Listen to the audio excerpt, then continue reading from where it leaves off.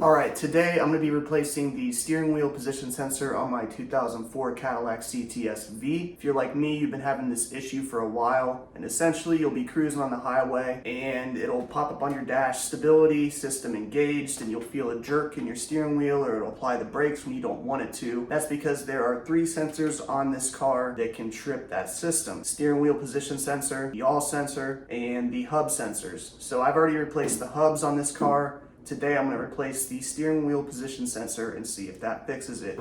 The first thing you want to do is disconnect your negative on your battery to drain out all the juice so that you do not run into airbag issues when you start pulling apart your steering column. To assure that your airbags do not go off, there is a fuse underneath the passenger rear seat, and it is the 4th one from the left.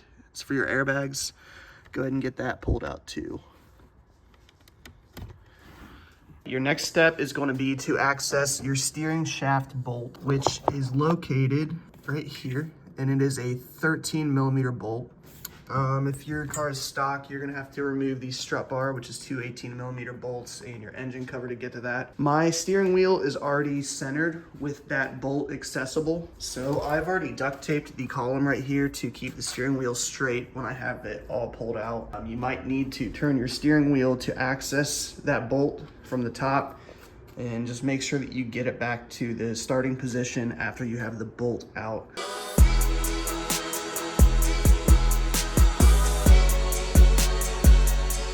That's it.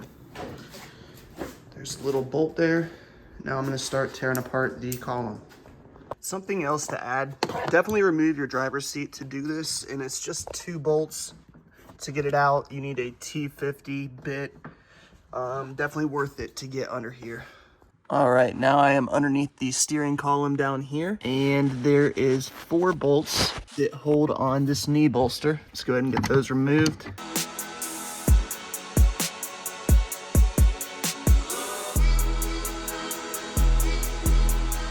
Oh, cool. There is a terminal here for the light that I'm going to disconnect for the vanity light.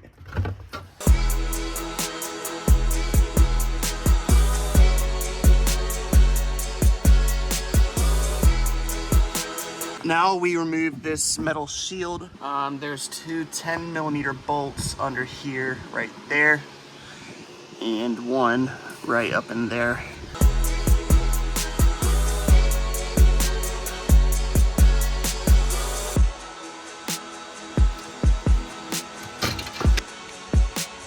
All right, next we disconnect this giant harness here.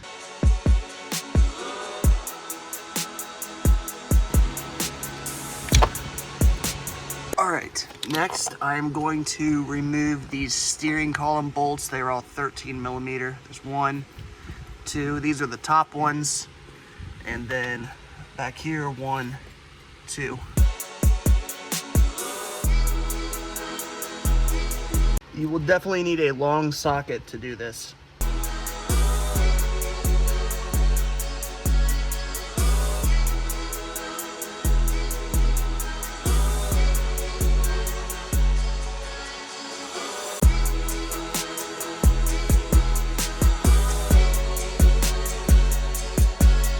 All right, the steering column is out now. It did take a little bit of tugging to do this. As you can see, that part was rusted a little bit.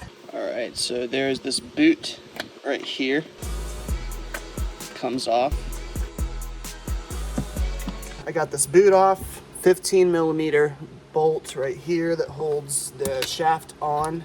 Now there's a little clip here that comes off really easy.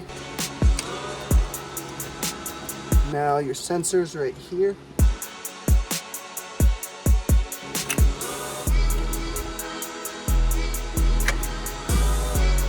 Here's the new sensor. You want to leave this pin on until you get it back up in the dash. Put the clip back on. There we go. Put the shaft back on.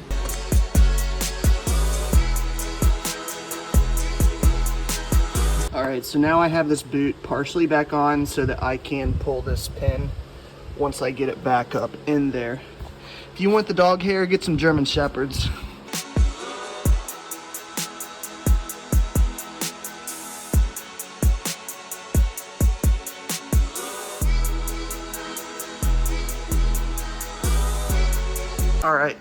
I have the steering wheel or steering column back in. I just got one bolt holding it up right now, but this boot that covers your steering wheel position sensor, it will block that pin. So when you kind of have the steering column halfway in, pull out that pin right before you're about to lock it into place.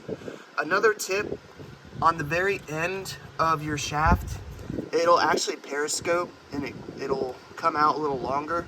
So if you can expand that before you get it in the hole, then it'll give you a little more slack when you reconnect this shaft up here. So right where the shaft connects, so that part, the top part above that bolt, it will periscope out a little further. So you might even be able to get it by yourself. I had to have the wife help me, but you can pull it down and slide it into there, and it's a lot easier. For these back ones, getting them back in, there are little square fasteners on the top, and you can stick your hand back in there and hold the top part of it down so that it'll screw back in.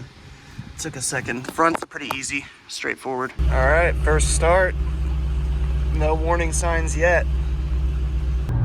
Well, folks, I'd say that's it. I'm cruising on the highway. I haven't had any service stability system or stability system engaged.